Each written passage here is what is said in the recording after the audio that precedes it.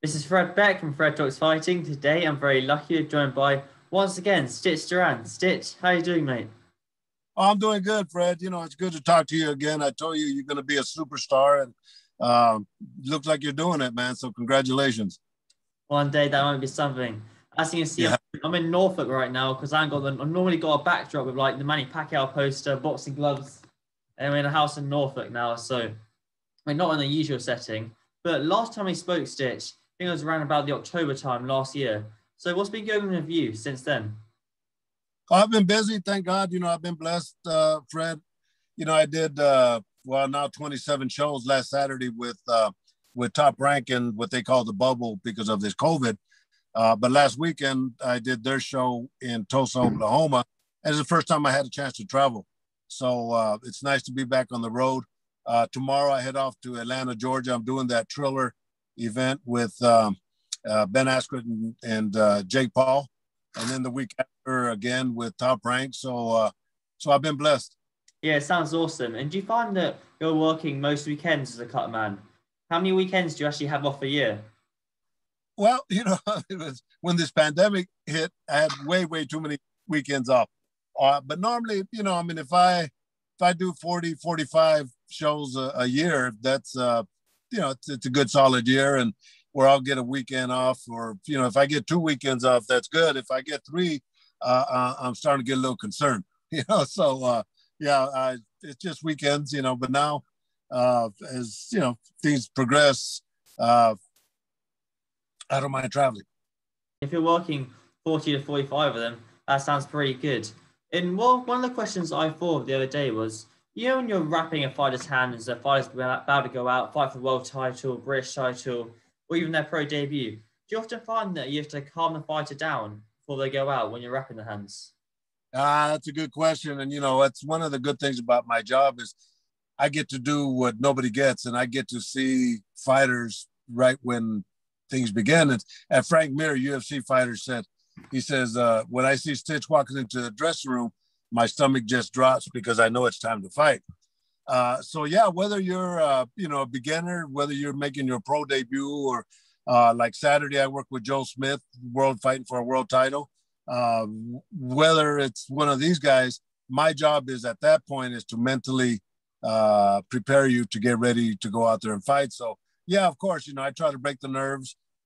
Wrapping your hands, I give you that confidence, and I always make it a point, Fred. And that was a good question you asked. Is at the end, it's because I do talk to them I'm wrapping their hands, and I'll joke with them, and I'll let them take them out of that worrisome.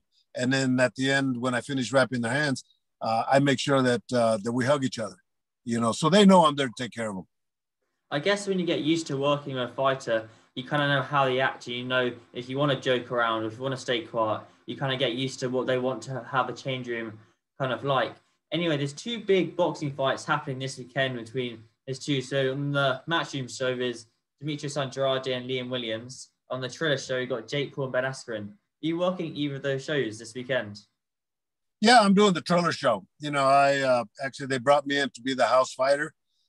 So they want me to work on the A side, which is Jake Paul, of course, and then Frank Mir is fighting Steve Cunningham. I don't know who's they're going to put on the A side. Regis Probus is fighting also. So I'll be the house fighter.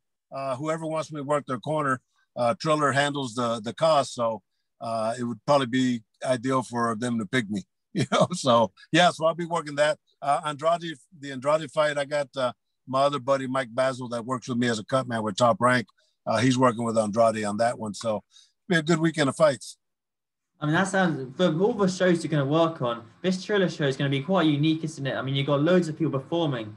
Then you got Justin Bieber, and I can't remember the other ones off the top of my head. You got loads of artists performing. And I don't want to sound like a bit of a snake or a person who tries to start arguments, but since you worked KSI's corner before, will that be like not any awkwardness, but is that all right when you're a cut man, you worked someone's corner before, but they hate the other person?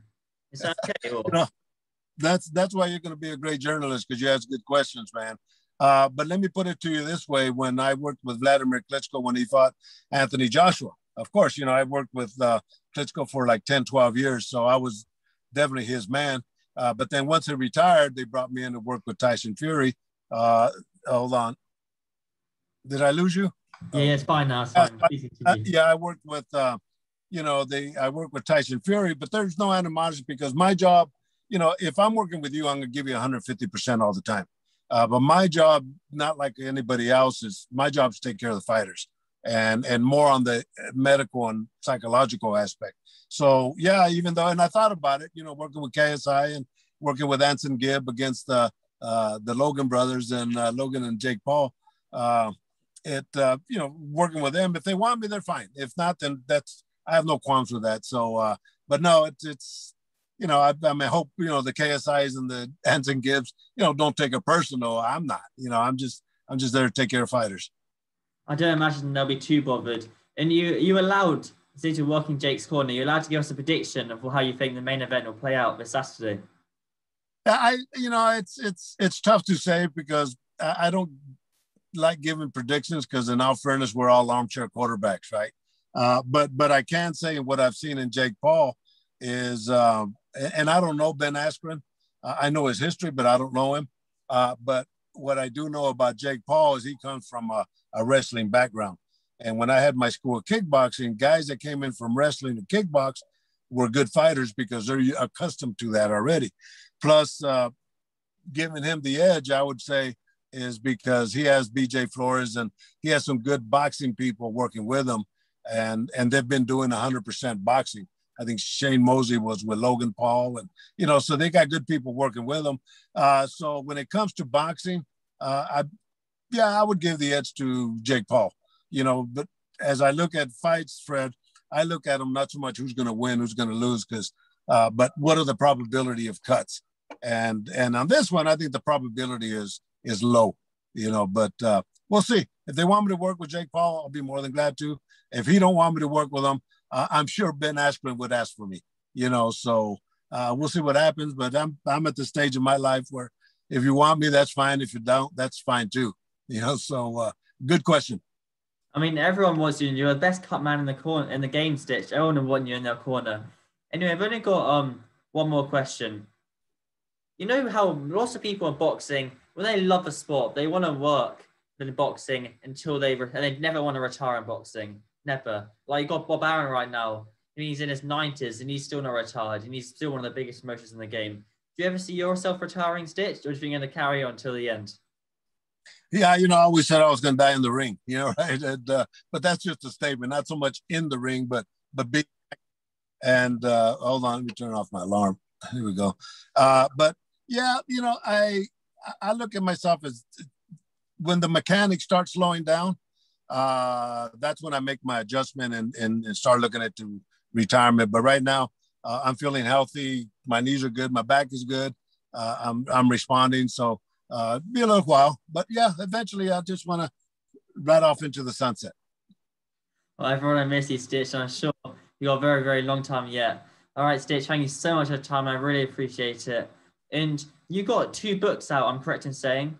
Yeah, From the Fields to the Garden 1 and 2. And those are available at Amazon.com. It's a good read. I grew up as a farm worker, and where I started at and where I'm at now, just let you know that everything is possible. And, and I think you and I spoke about it last time, if you're scared to cross that line, that's okay. We're all scared to cross that line, but for you to get to the top, you have to cross that line. So, go forward and follow your dreams because they do come true.